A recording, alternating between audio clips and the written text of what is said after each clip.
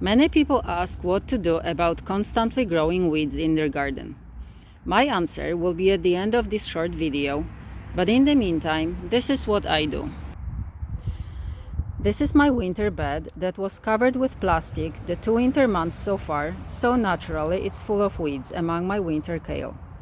For me, it's actually a happy sight. The weeds mean that the soil is full of life, and it also means I'll have lots of fresh greens in the middle of winter. There is lots of bittercress, which is very tasty and healthy.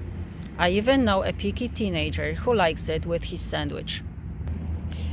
So I pick lots of bittercress for breakfast. There is also lots of chickweed, which I'm going to use next time.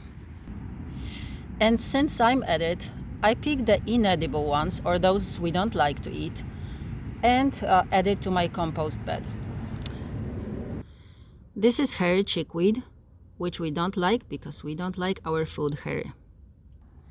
And now the answer to the question about weeds. Change the way you look at them.